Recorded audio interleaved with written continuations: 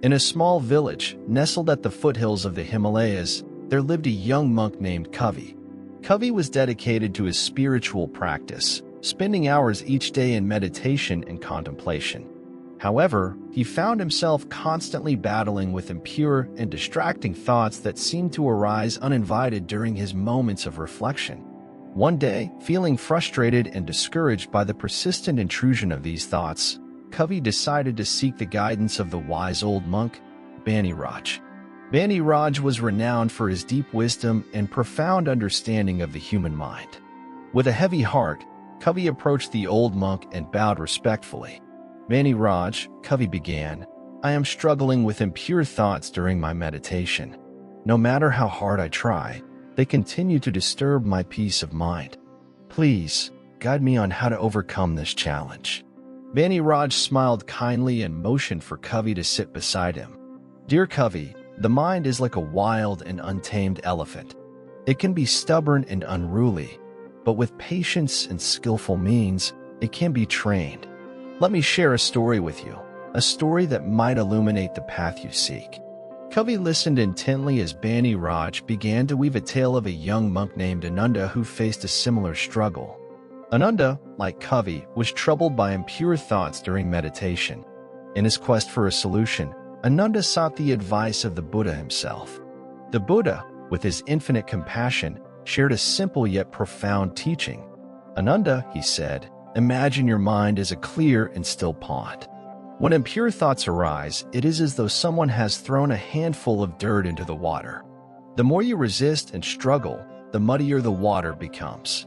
Instead, be like the lotus that rises from the mud but remains untouched by it."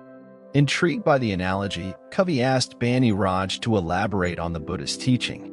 "Kavi," Bhante Raj continued, "the key lies in understanding the nature of thoughts. They are transient, like clouds passing through the sky. By resisting them, you give them power. Instead, observe them with detachment, as though you are a silent witness. Let them come and go, like ripples on the surface of the pond. The more you cultivate this awareness, the clearer your mind will become." Inspired by the story, Kavi decided to put the Buddha's teaching into practice. Each day, as he sat in meditation, he visualized his mind as a calm and serene pond. When impure thoughts arose, he resisted the urge to engage with them. Instead, he observed them with detachment, allowing them to dissipate like mist in the morning sun.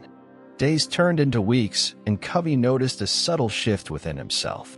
The impure thoughts, once overpowering, began to lose their grip. Like the lotus emerging from the muddy pond, Kavi's mind became clearer, and his meditations grew deeper.